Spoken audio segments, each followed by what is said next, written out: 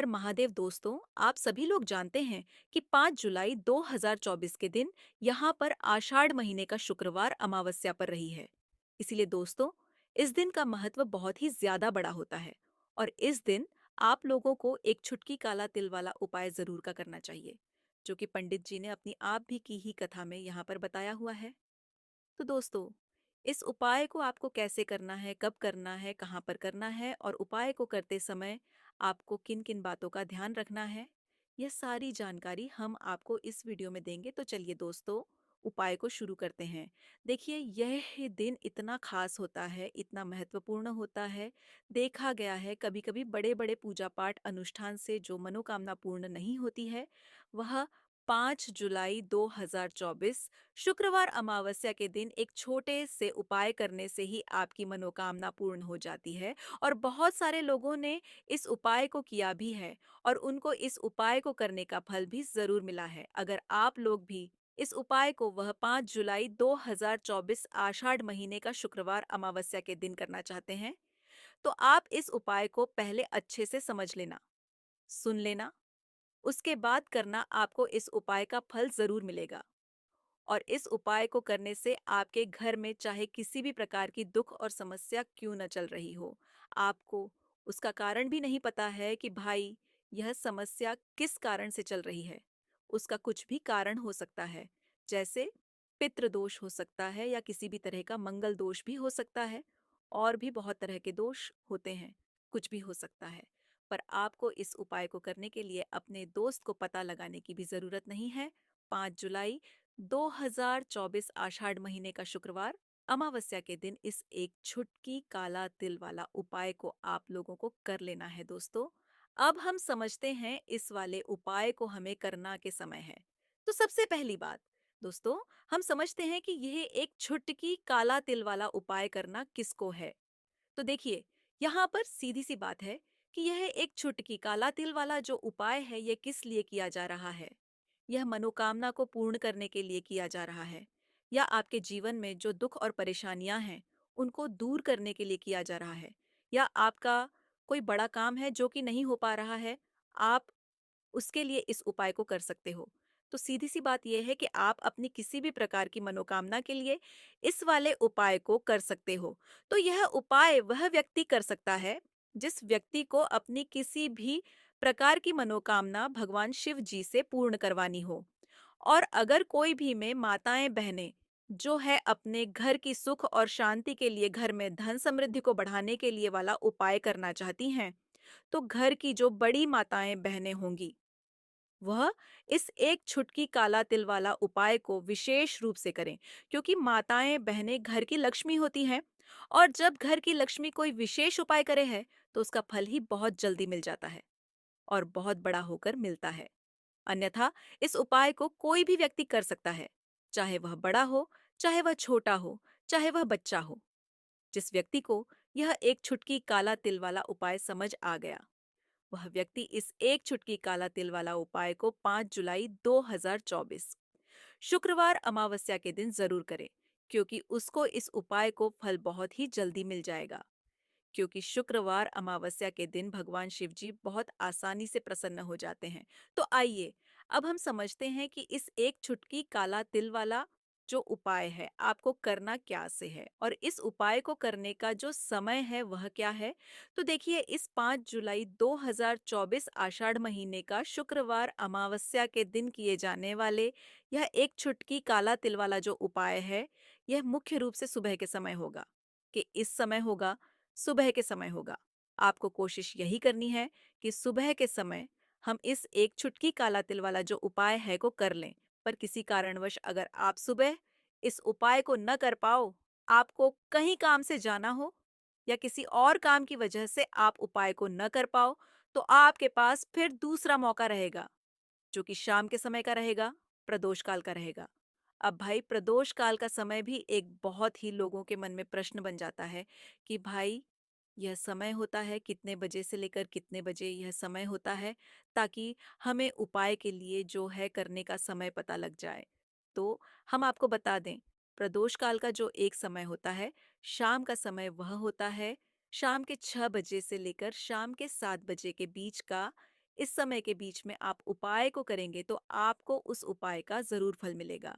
तो शाम के 6 बजे से लेकर शाम के 7 बजे के बीच में आप लोग इस एक चुटकी काला तिल वाला जो उपाय है को कर सकते हो। तो भैया बहुत सारे लोग यहाँ पर यह प्रश्न भी ज़रूर करेंगे कि भाई हम तो नौकरी पर जाते हैं, हम अपनी ड्यूटी पर जाते हैं और आने में हमें देर हो जाती है, तो उस जगह पर हमें क्या करना चाहिए? तो देखिए उन लोगों को भी टेंशन लेने की ज़रूरत नहीं है। अगर आप लोग इस उपाय को शाम के समय प्रदोष काल में कर रहे हैं और अगर आप आने में देरी भी हो जाती है, आपको आने में 7 बजे तक आप नहीं पहुँच पाते हो, तो भाई आप 7 या रात 8 बजे तक भी अगर उपाय को करोगे तो भी चल जाएगा। और अगर इससे भी थोड़ा देर हो जाती ही तो भी आप उपाय को कर सकते हो, क्योंकि 5 जुलाई 2024 आषाढ़ महीने का शुक्रवार अमावस्या का दिन है। यह दिन बहुत ही कम आता है, पूरे साल भर में। इसीलिए जब आपको मौका मिल जाए, जब आप इस उपाय को ज़रूर कर लेना। कोई भी उपाय हो, आप कभी भी कर सकते हो।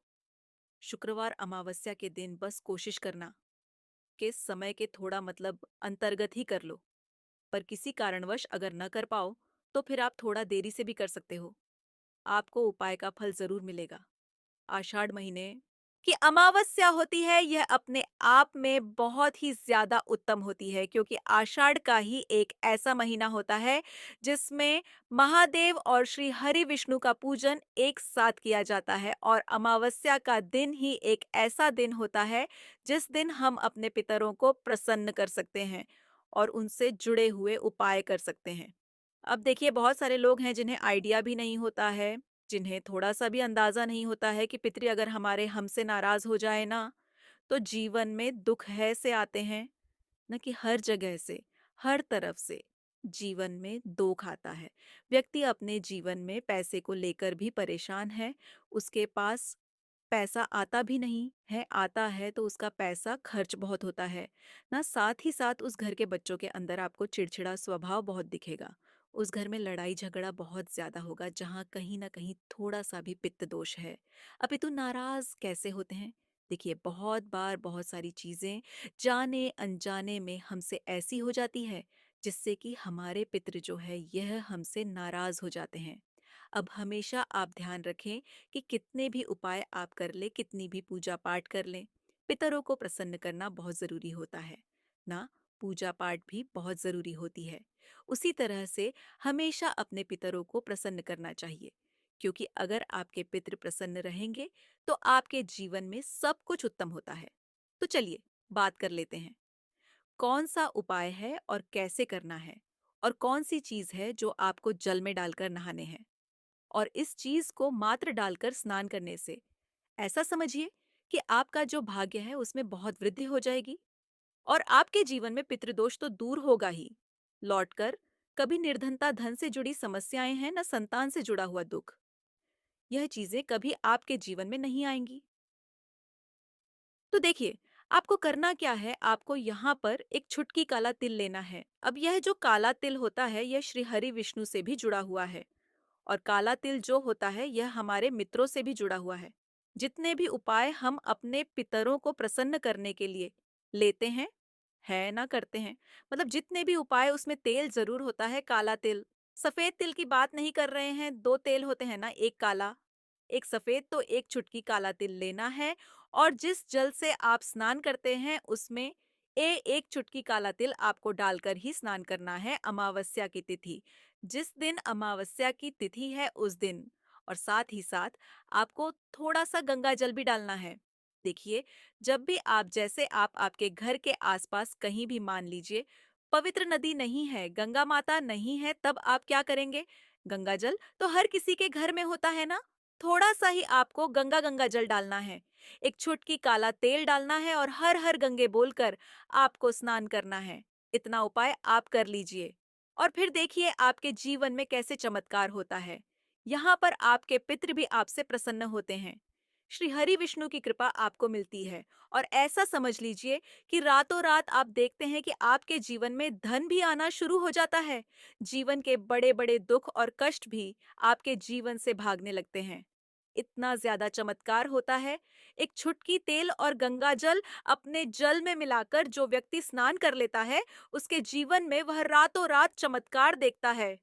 तो जो लोग चाहते हैं ना कि जीवन से हर तरह का दुख दूर हो जाए, हर तरह की समस्या, परेशानी, कष्ट दूर हो जाएं, उन्हें तो विशेषकर आषाढ़ महीने की अमावस्या के दिन एक चुटकी तेल डालकर और गंगा जल डालकर स्नान जरूर करना चाहिए। करके देखिए, इस बार आप अमावस्या पर खुद अपने जीवन में बहुत बड़ा बदलाव और चमत्कार देखेंगे। पूरी सच्ची श्रद्धा से ही उपाय आपको करना है। तो देखिए, पहले उपाय की बात कर लें।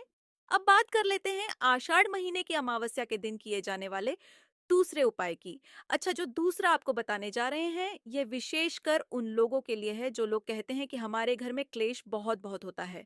घर में गरीबी बहुत छाई रहती है, निर्धनता छाई रहती है ना? घर में बहुत ज़्यादा पैसों की कमी रहती है, घर में बहुत ज़्यादा फिज़ूल खर्ची होती है। तो जो लोग कहते हैं ना कि पैसा आता है, खर्च हो जाता है, वो लोग अलग हैं। कुछ लोग कहते हैं कि घर में पैसा ही नहीं आता है। खर्च कहाँ से होगा? पैसा ही नहीं आ रहा है ना? तो जिनके घर में बिल्कुल पैसा आना बंद हो गया है, उन्हें आषाढ़ अमावस्या के दिन यह दूसरा उपाय करना है, क्योंकि अमावस्या की तिथि होती है। यह श्री हरि विष्णु को भी समर्पित होती है और हमारे पी को समर्पित होती है।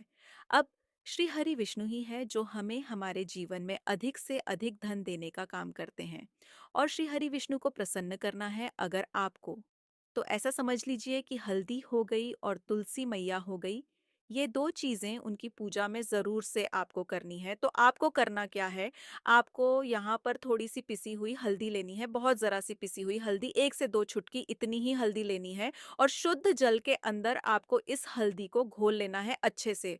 अब यह जो हल्दी वाला जल है, ठीक है ना? सबसे पहले आपको इसे कहाँ डालना है?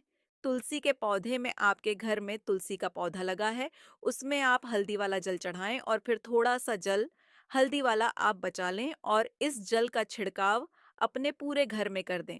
जितने भी कमरे हैं आपके घर का मुख्य द्वार, जो मेन दरवाजा है, वहां पर भी अंदर की तरफ, और पूरे घर में ही हल्दी वाले जल का छिड़काव कर दें और हल्दी वाला जल्द ही तुलसी जी के पौधे में चढ़ा दें। अब देखिए, ऐसा समझ लीजिए कि जो व्यक्ति हल्दी वाला जल तुलसी जी के पौधे में चढ़ा देता है और उसके बाद अपने घर में इसका छिड़काव कर लेता है, उसे अपने जीवन में श्री हरि विष्णु से कुछ कहने की भी जरूरत नहीं पड़ती है। माता तुलसी और श्री हरि विष्णु मां लक्ष्मी ऐसी कृपा उसके ऊपर करते हैं कि वह व्यक्ति रातों रात धन में खेलने लगता है। मतलब उसके जीवन में बहुत तेजी के साथ पैसा आना शुरू हो जाता है, क्योंकि हल्दी आपके जीवन में सुख, समृद्धि, धन की वृद्धि, इन चीजों को बढ़ाने का काम करती। आपके जीवन में किसी एक जगह से, किसी एक तरफ से धन को नहीं खींचती है, हर जगह से, हर तरफ से धन को खींचने का काम करती है, क्योंकि हल्दी जुड़ी हुई है आपके गुरु ग्रह से, आपके गुरु ग्रह को बहुत मजबूत कर देती है। और जैसे ही आपकी कुंडली में गुरु मजबूत हुआ ना, आप धन में खेलते हैं। दूसरी चीज, श्री हरि विष्णु इतने प्रसन्न हो जाते हैं जब आप तुलसी जी के पौधे में हल्दी वाला जल डालते हैं कि आपकी सारी मनोकामना को पूरा कर देते हैं। इतना उत्तम उपाय है अमावस्या के दिन का यह उपाय, आपको विशेषकर जरूर करना चाहिए। तो चलिए अब जल्दी से बात कर लेते हैं अपने तीसरे उपाय की। देखिए, हमने आपको पहले भी बताया कि अगर पितृ नाराज है ना, बहुत सारे लोगों को अंदाजा नहीं होता है कि हमारे पितृ हमसे नाराज हैं। पता कैसे लगाएंगे कि पिट नाराज हैं, घर में लड़ाई झगड़ा हो रहा है, घर में क्लेश बहुत रहता है, घर में कोई ऐसा व्यक्ति है जिसका स्वभाव बहुत चिड़चिड़ा है, हर वक्त लड़ाई, हर टाइम कुछ ना कुछ बोलना है ना, या फिर आपके घर में बहुत ज्यादा समस्याएं आ रही हैं, संतान को लेकर आप परेशान हैं, है ना? बच्चे जो है वह पढ़ाई में दिमाग नहीं लगाते। बहुत सारी चीज़ें ऐसी होती हैं जिससे आप अंदाज़ा लगा सकते हैं कि हाँ, हमारे घर में कहीं न कहीं पितृदोष हो सकता है। अब देखिए, पितृदोष है या नहीं, उपाय करने से आपको हमेशा लाभ ही मिलेगा। कभी भी आपको इसका नुकसान नहीं होगा, है ना? तो हमेशा कोशिश करें कि अगर पितृ नाराज हैं तो उन्हें प्रसन्न करने के लिए उपाय करें, और पितृ नाराज नहीं दी है ना, तो कभी भी आपसे पितृ आपके नाराज ना हो, इसलिए उपाय आपको हमेशा करना चाहिए, क्योंकि पितृ प्रसन्न रहते हैं ना, तो घर में आपको अपने सब कुछ मिलता है। आपके घर में धन भी होता है, सुख भी होता है, समृद्धि भी होती है, बच्चों का स्वास्थ्य भी अच्छा होता है ना? सब लोगों को सफलता भी मिलती है जब पितृ आपके प्रसन्न होते हैं। अब अमावस्या के दिन पितरों को प्रसन्न करने के लिए सबसे उत्तम है। अच्छा, वृक्षों में 3 वृक्ष ऐसे होते हैं जिनमें हमारे पितरों का वास माना जाता है।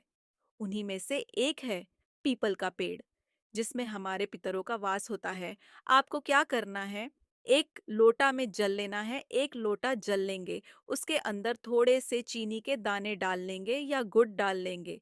कोई भी चीज़ आप डाल लें। अब यह मीठा जल आपको लेकर जाना है पीपल के पेड़ के नीचे और पीपल की जड़ में आपको यह मीठा जल चढ़ाना है, जो व्यक्ति अमावस्या के दिन सुबह के टाइम, ठीक है ना? सुबह के टाइम पर मीठा जल पीपल के पेड़ में अर्पित कर देता है। उसके पुत्र कभी उससे नाराज नहीं होते हैं और हमेशा वह व्यक्ति अपने जीवन में धन में खेलता है। धन उसके के घर में आता है। कभी भी उसके घर में कोई दुख नहीं आता। उसके जीवन में कष्टों के लिए कोई जगह नहीं बचती है।